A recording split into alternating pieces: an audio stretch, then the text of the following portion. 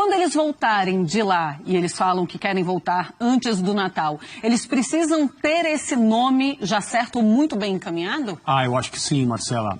Mas tem uma outra questão, além da pressa para o Flamengo contratar um treinador, que como disse o Pedro no material que a gente acabou de mostrar, a necessidade de ser preciso, de acertar.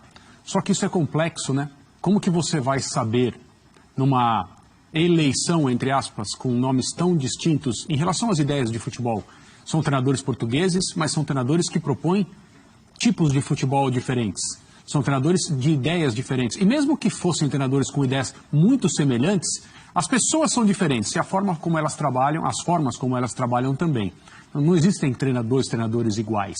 Podem ter sido formados no mesmo lugar, podem achar bom e ruim exatamente as mesmas coisas, mas são distintos. Então, além de todos esses problemas, além de todas essas dificuldades, o Flamengo vai precisar entender nessas conversas com os treinadores quais deles têm maior possibilidade, maiores chances de ser bem-sucedidos no Brasil. Porque tudo aquilo que eles fizeram em outros lugares não vale para o Brasil. Aqui você tem 10 dias de pré-temporada, aqui você tem um país gigantesco, aqui você tem as variações de temperatura, tudo aquilo que é utilizado para dizer que o futebol no Brasil é um futebol distinto e que certos conceitos não valem, também serve para que a gente diga que um treinador que passou toda a sua vida, independentemente da idade, trabalhando numa determinada estrutura, que é a estrutura europeia, de países como a Europa, até os técnicos portugueses que trabalharam no leste europeu, mais ou menos você tem um ritmo e condições semelhantes de trabalho. Aqui é tudo diferente. Algumas coisas são melhores. A maioria são piores. A maioria das coisas são piores. Então, a capacidade desses técnicos de entender o futebol brasileiro e de, com aquilo que eles conhecem e sabem e são capazes de fazer, ter sucesso aqui, vai precisar ser identificada pela cúpula do Flamengo. E é por isso que nós temos obrigatoriamente que voltar a um nome, que é aquele que já fez tudo isso. O único deles, o Jesus. É o integrante no nosso telão aqui, né? Se a gente virar a câmera, a gente vai ver Jorge Jesus. Eu acho que a diretoria do Flamengo quer pelo menos uma foto com o Jorge Jesus para mostrar que teve essa conversa, que tentou, só que por outro lado, como a gente viu na reportagem, o Jesus teme que isso pegue muito mal com a torcida benfiquista, com a direção benfiquista. E a questão agora é essa. Talvez não seja a hora do Jorge Jesus e talvez tenha que partir para outro nome. E aí tem essa história do Ernesto Valverde, ex-Barcelona, conversa com empresários. Então eu queria saber de você, Zupac, se esse nome pode ser interessante para o Flamengo e essa história que a gente estava tratando aqui, se tem pressa o Flamengo para resolver?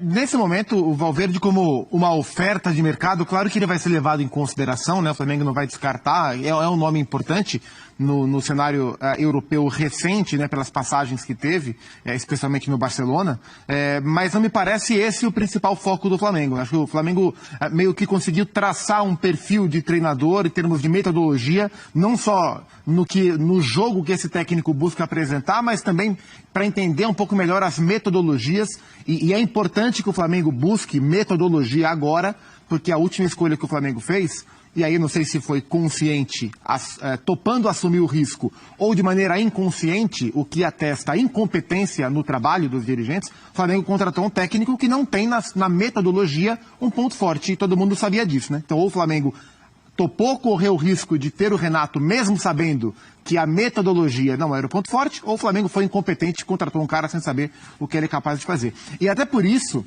essa escolha agora, essa contratação do próximo técnico, ela é muito importante. Ela é tão importante, tão emblemática, ela traz tanta pressão quanto a escolha do substituto do Jorge Jesus, que acabou sendo o Domi.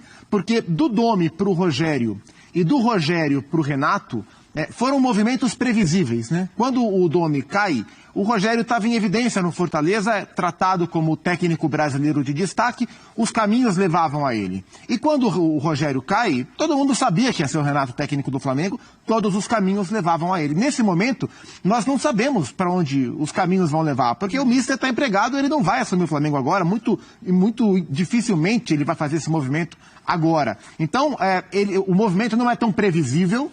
E eles não podem errar porque o Flamengo vem de uma temporada onde não venceu nada de relevante. Então é muito importante eles saberem o que eles estão fazendo, porque o técnico que vai chegar agora, ele vai ter a missão de observar esse elenco e de perceber se esse elenco, que já ganhou tanto e que já fez tanto para o Flamengo, vai reagir bem em relação à ambição depois de passar uma temporada sem ganhar nada de relevante, ou se esse elenco, de alguma forma, se acomodou com tudo que conquistou. Então é uma temporada importante, é uma escolha importante. Por isso, eles não podem errar. E o prazo está acabando, eles têm que voltar com o técnico, porque a pré-temporada tem que ser planejada. E o Flamengo, por enquanto, não consegue fazer.